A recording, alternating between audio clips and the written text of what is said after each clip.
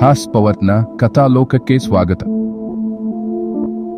ಈ ಕಥೆಯು ಪ್ರತಿಯೊಂದು ಹಂತದಲ್ಲೂ ಬೇರೆಯದೇ ಆಯಾಮ ಪಡೆಯುತ್ತಾ ಹೋಗುತ್ತದೆ.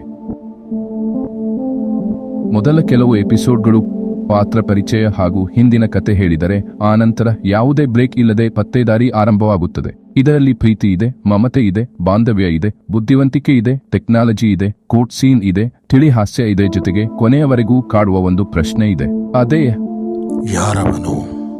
ಕೊನೆಯ ಎಪಿಸೋಡ್ ತನಕ ನೀವು ಊಹಿಸಲು ಅಸಾಧ್ಯವಾದ ತಿರುವುಗಳು ನಿಮಗೆ ಥ್ರಿಲ್ ಕೊಡುವುದರಲ್ಲಿ ಅನುಮಾನವೇ ಇಲ್ಲ. ಕತೆ ಎನ್ನುವ ಕಾರಣಕ್ಕೆ ಎಲ್ಲಿಯೂ ನೈಜತೆಯಿಂದ ದೂರ ತೆಗೆದುಕೊಂಡು ಹೋಗಿಲ್ಲ. ಎಲ್ಲ ಘಟನೆಗಳು ಪ್ರಾಕ್ಟಿಕಲ್ ಆಗಿ ಸಾಧ್ಯವಾಗುವ ಘಟನೆಗಳೇ. ಬನ್ನಿ ಕಥೆ ಆರಂಭಿಸೋಣ. ಅಂದು ಭಾನುವಾರ ಮಧ್ಯಾಹ್ನ 12:30 ಸುಮಾರು ಸಂಜೀವಿನಿ ರೆಸಾರ್ಟ್ ಬಳಿ ನೀರವ ಮೌನ. ಪೊಲೀಸ್ ಅಧಿಕಾರಿಗಳು, ಪೊಲೀಸ್ ಚೀಫ್, ಆಂಬ್ಯುಲೆನ್ಸ್, ಮೀಡಿಯಾ ಎಲ್ಲರೂ ಸೇರಿದ್ದಾರೆ. ರೆಸಾರ್ಟ್ನಲ್ಲಿ ಇದ್ದ ಎಲ್ಲರನ್ನೂ ಹೊರಕಳಿಸುತ್ತಿದ್ದಾರೆ. ಪೊಲೀಸ್ ಇನ್ಸ್ಪೆಕ್ಟರ್ ಭರತ್ ಚಕ್ರವರ್ತಿ ಸ್ವಿಮ್ಮಿಂಗ್ ಪೂಲ್ ಬಳಿ ನಿಂತು ಅದರಲ್ಲಿ ತೇಲುತ್ತಿದ್ದ ಹೆಣವನ್ನು ನೋಡುತ್ತಾ ನಿಂತಿದ್ದಾರೆ. ಸ್ಥಳ ಪರಿಶೀಲನೆ ನಡೆಸಿ ಹೆಣವನ್ನು ಪೋಸ್ಟ್ ಮಾರ್ಟಂಗೆ ಕಳಿಸಿದ್ದಾರೆ. ಸತ್ತ ವ್ಯಕ್ತಿಯ ಹೆಣ ಸ್ವಿಮ್ಮಿಂಗ್ ಪೂಲ್ನಲ್ಲಿ ದೊರೆತಿದ್ದರೂ ಸಾವು ವಿದ್ಯುತ್ ಸಂಪರ್ಕದಿಂದ ಆಗಿರುವುದು ಮೇಲ್ನೋಟಕ್ಕೆ ತಿಳಿದು ಬಂದಿತ್ತು. ಆದರೆ ಪೂಲ್ನ ಬಳಿ ಎಲ್ಲೂ ವಿದ್ಯುತ್ ದೀಪವಾಗಲಿ ಕಂಬವಾಗಲಿ ಇರಲಿಲ್ಲ. ಪೂಲ್ನ ಒಳಗೂ ಸಹ ಅಲಂಕಾರಿಕ ದೀಪದ ವ್ಯವಸ್ಥೆ ಇರಲಿಲ್ಲ.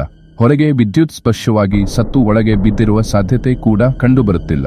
ಸಾವಿಗೆ ಸೂಕ್ತವಾದ ಕಾರಣ ಪೋಸ್ಟ್ ಮಾರ್ಟಮ್ ಅದನಂತರವೇ ತಿಳಿಯಬೇಕಿದೆ.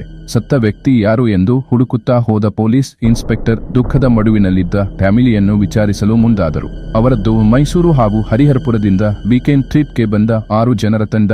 ಅಂದು ಸಂಜೆ ಆ ಫ್ಯಾಮಿಲಿ ಇಂದ ಬರ್ತ್ಡೇ ಪಾರ್ಟಿ ಕೂಡ ಆಯೋಜನೆಯಾಗಿತ್ತು. ಆದರೆ ಅಲ್ಲಿ ನಡೆದದ್ದು ಏನು?